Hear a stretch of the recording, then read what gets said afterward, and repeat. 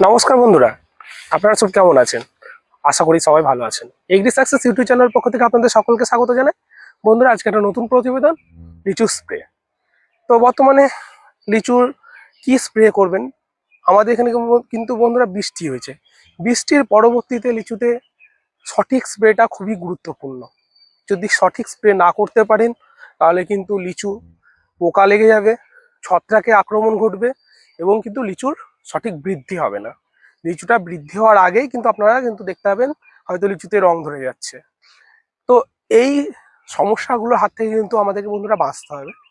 তো চলুন আজকে আমি সমস্তটা ভিডিওর মাধ্যমে আলোচনা করব। ভিডিওটা স্কিপ না করে সম্পূর্ণটা দেখতে থাকুন এবং সম্পূর্ণ প্রতিকারটা আমি কিন্তু ভিডিওর মাধ্যমে তুলে ধরবো। আমি দেখাবো বন্ধুরা আমার লিচুতে। আমি ক্যামেরা পার্সনকে একটু ডেকে কাছে আসতে বলবো। দেখুন লিচুটার কোয়ালিটি দেখুন, খুব সুন্দর, একটাও পোকা নেই এবং ঠিকঠাক গ্রোথ আছে বন্ধুরা। এই গ্রোথটা কিন্তু আমাদেরকে ধরে রাখতে হবে। যদি এই বৃষ্টির পরবর্তীতে আমরা সঠিক স্প্রে দিই কিন্তু এই গ্রোথটা আমরা ধরে রাখতে পারবো এবং পরবর্তীতে লিচুর সঠিক সময়ে সঠিক কালার এবং মোটা হওয়া। বন্ধুরা, আর কিছুদিন পর আমরা যে একটা সমস্যা প্রধানত দেখতে পাই, লিচু ফেটে যায়। এই লিচু ফেটে যায় কেন, সেটাও কিন্তু আমরা ভিডিওর মাধ্যমে তুলে ধরবো। আমি আমার চলুন বন্ধুরা বাগানে এটা শুরু করা যায়। যে সমস্ত কীটনাশক প্রয়োগের মাধ্যমে আমার লিচুতে কিন্তু বন্ধুরা একটাও পোকা আমি ধরতে দিইনি। তো চলুন আমি একটা লিচু এখানে ভেঙে দেখাচ্ছি, যে দেখবেন যে লিচুটায় কোনো রকম পোকা থাকে না, নেই। এই একটা লিচু আমি ভাঙলাম। বন্ধু একটু এগিয়ে আসুন, ক্যামেরা পার্সনকে বলবো একটু এগিয়ে আসার জন্য। দেখুন এই লিচুটা আমি ভেঙেছি। লিচুটার মধ্যে আমি লিচুটা ভেঙে দেখাচ্ছি এখন।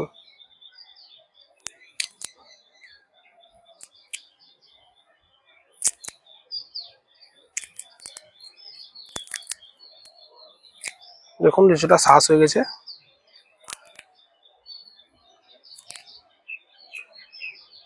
দেখাই, কোনো পোকার অস্তিত্ব নেই লিচুটার মধ্যে।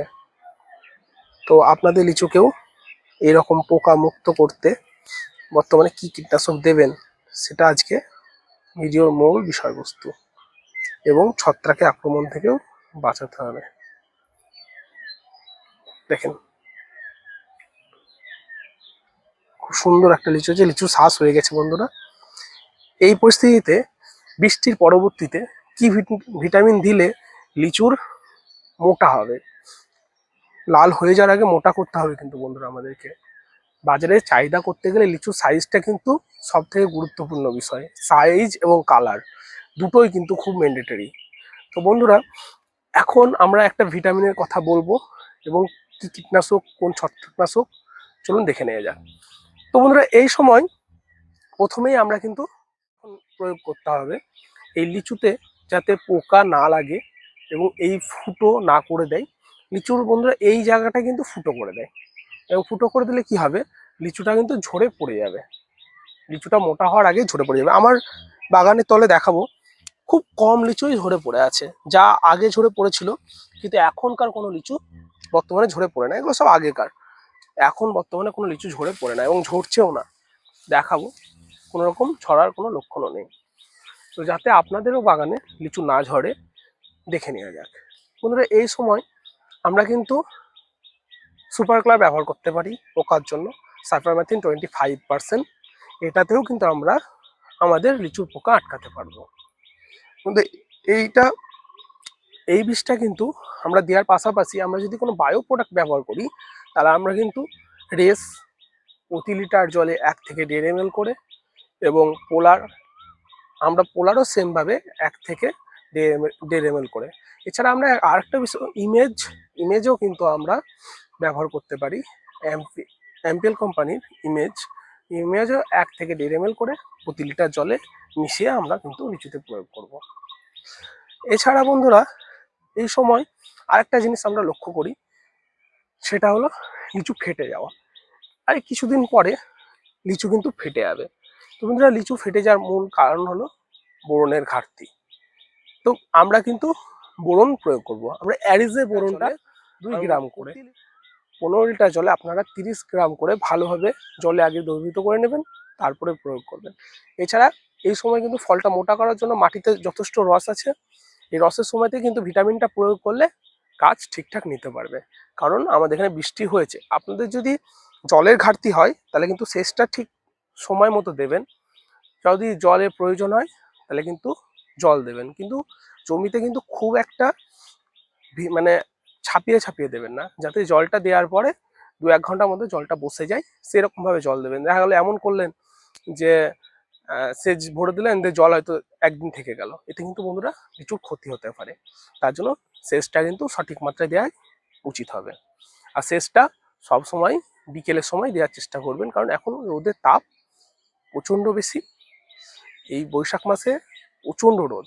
আর আপনারা কীটনাশক সব সময় ফার্স্ট মর্নিং এবং বিকেলে এই দুটো মানে সময় দেওয়ার চেষ্টা করবেন। সকালবেলায় দিলে খুব ভালো, এবং দুপুরে কোনো সময় কীটনাশক আপনারা প্রয়োগ করবেন না। তো আমরা যে ভিটামিনটা এখন দেওয়ার কথা বলবো, এই সিরাপটন প্রতি লিটার জলে 2 ml করে। বন্ধুরা, সিরাপটন লিচুতে দুর্দান্ত রেজাল্ট হয়।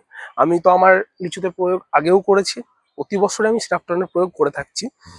বারেবার বন্ধুরা এক ভিটামিন দেবেন না, আর বারেবার ভিটামিন দেওয়ার দরকার নেই। এই স্প্রেতে যদি ভিটামিন দেন, পরবর্তী স্প্রেতে কোনো রকম ভিটামিনের দরকার নেই। এই স্প্রেতে আমি যে ভিটামিনগুলো দেবো, সিরাপটন সঙ্গে কিন্তু আমরা বোরন প্রয়োগ করব। বোরন এবং সিরাপটনের প্রয়োগে লিচুটা সঠিক বৃদ্ধি হবে, লিচুর ফাটা বন্ধ হবে, এবং সঠিক গ্রোথটাও আমরা কিন্তু লিচুতে দেখতে পাবো। তো বন্ধুরা, দেখে নেওয়া যাক, চলুন কীটনাশকটা আমরা দ্রবীভূত করি এবং স্প্রেটা দেখা। এই সময় আমি আমার লিচুতে একটা কীটনাশক ব্যবহার করবো যাতে পোকা না লাগে।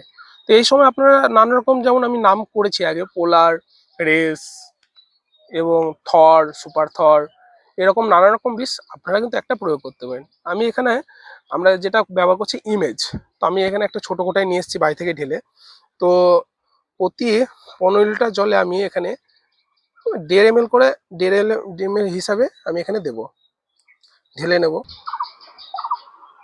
এর পাশাপাশি বন্ধুরা, আমরা ইমেজের পাশাপাশি আমরা একটা এখানে সাইপারমেথিন ব্যবহার করব। সাইপারমেথিন এখানে যেহেতু আমরা একটা বায়ো প্রোডাক্ট ব্যবহার করেছি, তাই প্রতি লিটার জলে 1 ml হারে ব্যবহার করব। তাই মানে 15 লিটার জল 15 ml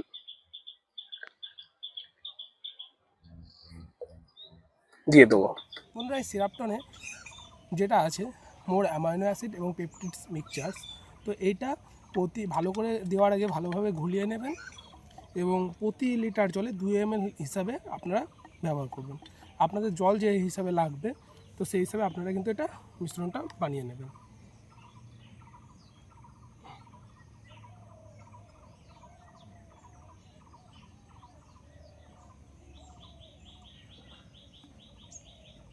আমার এখানে 15 লিটার জল আছে, আমি 30 ml ঢেলে নিলাম।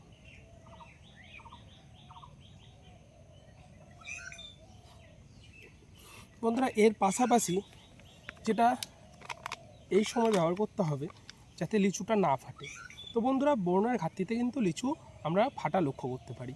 তো এই সময় আমরা যে বোরনটা ব্যবহার করব, এরিজের বোরন।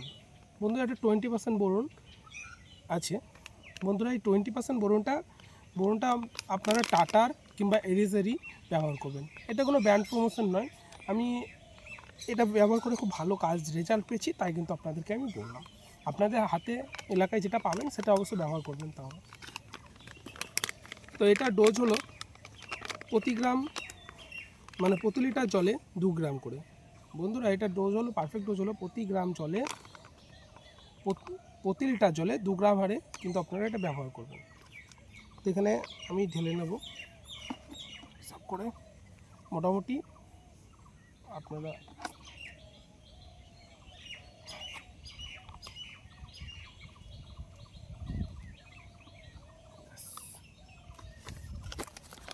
30 গ্রাম মতো আমি ঢেলে দিলাম।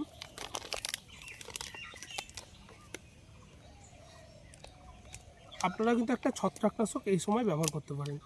তো এই সময় যেহেতু আমি অ্যাজিস্ট্রোবিন এবং টেবুকনা জল ব্যবহার করেছি, তা আমি আজকে সাপ পাউডার এখানে ব্যবহার করব।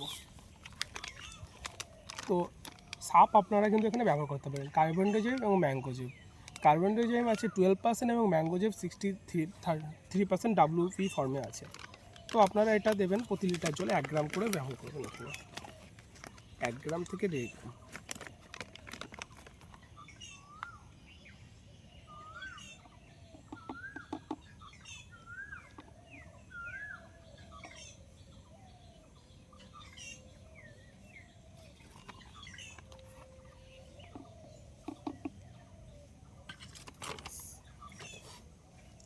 বন্ধুরা এরপরে মিশ্রণটা খুব ভালোভাবে মিশিয়ে নেবেন।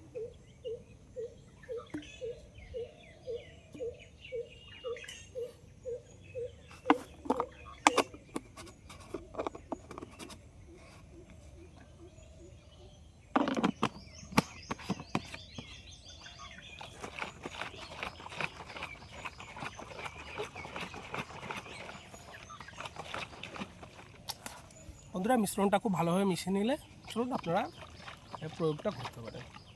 চলুন ভালোভাবে গাছটাকে ভিজিয়ে ধুয়ে দেবো।